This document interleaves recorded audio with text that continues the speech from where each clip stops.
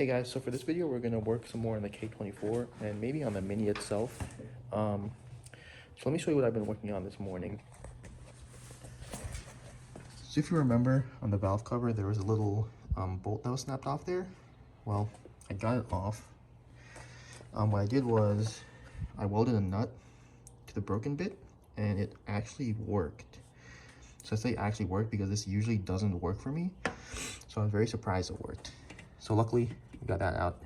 I want to try and drill this out so I can rethread it. So that'll be next. And maybe we might throw these ball joints in to the Mini. They go right at the bottom there. We'll see. But let me get some working on the valve cover first, and then I'll get back and show you guys what I did. All right, so I got this drilled out and a helicoil inserted in there. Don't know if you can see it, but helicoiled that. I mean, I don't know if I did the right way, but it seems to work, so. And it's not really that big of a deal. It's just to hold like the cover here, which I don't know if I'm gonna actually have one anyway, but we'll see when I put the new harness on. But yeah, that's good. This is all cleared up now. So I think all we gotta do now is give this a clean and we can get it back onto the engine. So I'm gonna clean this up and we'll get it back to the engine. We got the valve cover back on. I'm just putting the spark plugs in hand tight for now. I'm gonna change them anyway, so it doesn't matter. And yeah, I wanna try and find that crossover tube, this one that was crushed. So I wanna try and order one of those so we can then get that on, and also the new thermostat. So yeah, I'm gonna order that up. We'll get that on, and I'll pick back up again with you guys once I have that in. All right, so it's been like a week. We're back at the K24. Oh, what is this? Anyway, I got a new, I guess, heater hardline pipe, heater hose hardline pipe. So we'll get that on. I put the old one back in just for now so I can see how it's routed. And the new one I got is right here. I got this from Advance Auto. This is the part in case you might need it for yours. So it looks like it should work. Should work decent enough. It might be slightly longer, but nothing crazy. So yeah, let's get this onto the engine and see how it looks. I got the new pipe on. As you can see, it's a bit long, so I don't know if that's going to cause any issues. I'll see. If I have to, I can always just cut it and then maybe get like a flare tool to flare the end and put the pipe, the hose like that. We'll see. And as you can see, this doesn't exactly line up. This is technically meant for a CRV, I guess. So, yeah, I mean, we'll see, but that's on. I put the coils on, which I have to replace those anyway, but I'm gonna get this cover on also, just so it's all together. And, yeah, I'll be right back. Forgot to mention, I put the new thermostat on also and reconnected the little harness plug holder. So that's on also. I have to order some more parts because I want to, I think I have to get the EP3 idler since I'm getting rid of the power steering pump because the Mini has its own, I think. Seems like it has its own like standalone power steering system, so need to get that. I might change the knock sensor while it's all open because it's easy to get to. And I'm gonna check these hoses and see what needs to be replaced. And then yeah. So basically I gotta order some parts. So once those are in, I'll pick this back up. All right, so it's been a couple weeks. I put the exhaust manifold back on because I think I'm done on this side, so put that back on. And this side I still have the intake manifold off, but I did get the EP3 idler, just because since I removed the what was it, the power steering, I needed like the idler to keep the belt routed correctly. So I got that. I just got an eBay unit.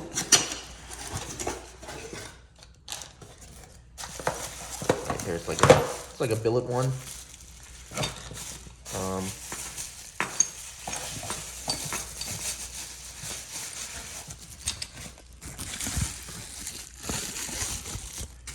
Yeah, so just a cheap eBay one. Doesn't look too bad. I think it'll work.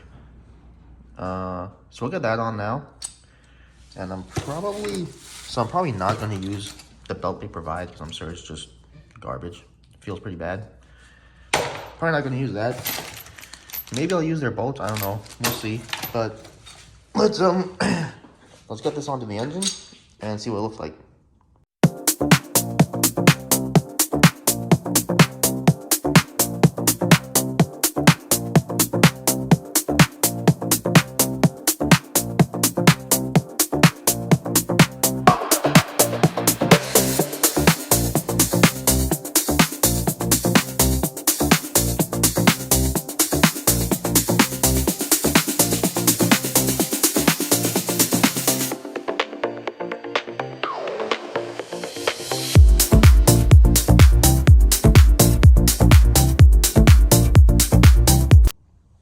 Alright, that's on.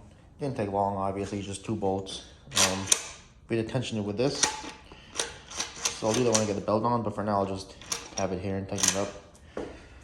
But yeah, that's good. I might put the intake manifold back on, just because I don't know, I don't have anything else really to change there. And then I've got a few more seals to do, but I'm gonna do that over at the other garage. Yeah, so I mean, like I said, it's just slow progress for now, since the other parts I need are kind of expensive. So I guess next, let's get this K-Series over to my parents' garage. Okay, so I want to show you something with the wiring. The fuel pump, the blue fuel pump wire with the RPT kit goes down into this connector here behind the kick panel. So I had to take it all off. But it goes to this here,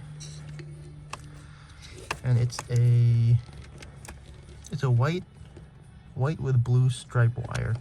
So I just stripped it off a little bit and soldered this in. So that's where that goes.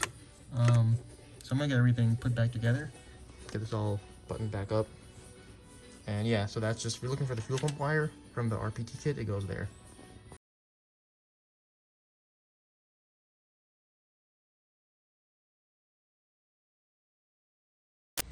Alright, so it's been a little while, and I'm back at the Mini. I bought something for the clutch hydraulics for this. So usually you can use the Clutch Masters hydraulic throwout bearing. I've heard of some issues with that. So instead I bought this. This is from a guy on the Swap Mini Cooper Community Facebook page. His name is Clayton Moss. He makes like a master cylinder kit for the swaps. It's $425, and I figured I'd give it a go. It's supposed to be a lot better than the hydraulic throwout bearing. So it comes packed really nice. So I'm gonna get everything out from here, and I'll show you what comes in this kit. Okay, so here it is. So yeah, you get like some lines, hardware, stickers, pretty cool. A reservoir, it's pretty nice. Looks like this is a 3D printed mount or something, but it's pretty cool. And the main part, the Wilwood master cylinder. I like seeing that it's like a good company. That's pretty nice. Feels good. So yeah, I'm gonna get this installed. I'll have to remove the clutch pedal, but I'm gonna start installing this, and I'll kind of pick up along the way and kind of show you what I'm doing. Okay, so here's where I'm at. See that hole through the firewall there? That's where the stock mini lines where the clutch come through. So remove the grommets down there.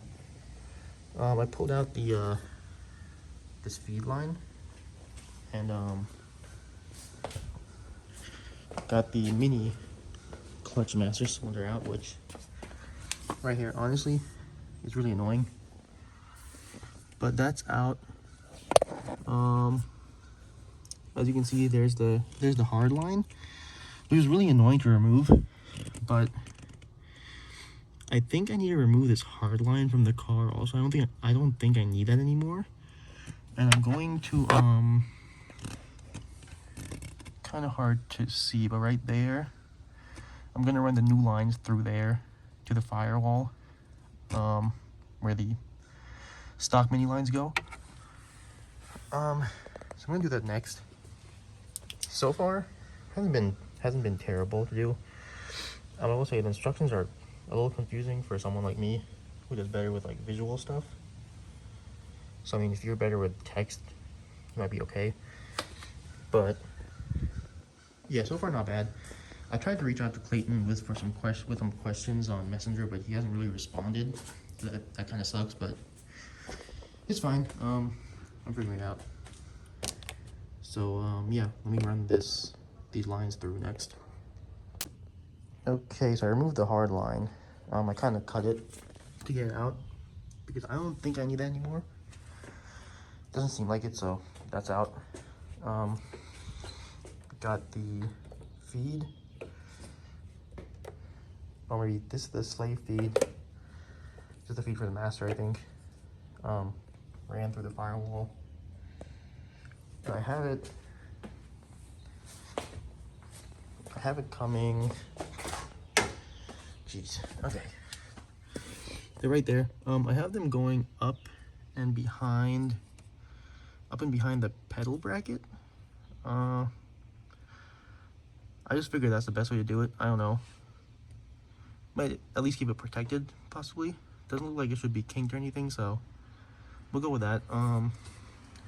Next I gotta get the master cylinder in here and get it bled. Okay, so I've got it all hooked up to the lines.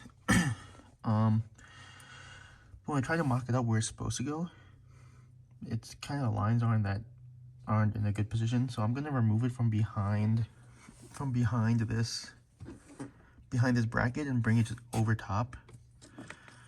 Maybe it'll be better. I'm gonna do that now and I'll show you guys what I mean. Alright, so hopefully this will be easier to see. So there's the master cylinder, and I ran the lines now in front of this silver bracket here. Instead of behind it, ran it in front. Gives me more room to work with, more slack. And when I push the pedal down, it won't pinch anything. Nothing will get pinched. So I think that should be okay. I also have the wire running for when I relocated the battery to the back, and it's probably fine. So I'm gonna do that. Next thing I have to do is I have to bleed the master cylinder. And so there's a whole process for that he includes in the instructions. Well, it's covered by, I have these on top, but there's instructions in the box on bleeding it. And you basically use the Wilwood master cylinder, reservoir. You clamp it somewhere and you use that to bleed the master cylinder. So I'm probably gonna wait to do that. I'm gonna wait till I have the transmission and engine in and I get a slave cylinder for this, because if I do it beforehand, I don't want to introduce, like, let it sit and then it gets air in it or whatever. So I'm gonna just leave it for now, and I'll bleed it when I get the slave cylinder and everything else in. So yeah, that's where I think I'm gonna leave off for now with this video. I know we didn't get to do too much in this video, but we're making slow progress. I have more parts to buy. I have the clutch here, and I have the ECU and everything. So next video, I want to try and bring the engine over here, do some more things on the engine, and hopefully in the next video, we'll put the engine and transmission into the car. So thanks for watching, and stay tuned for more.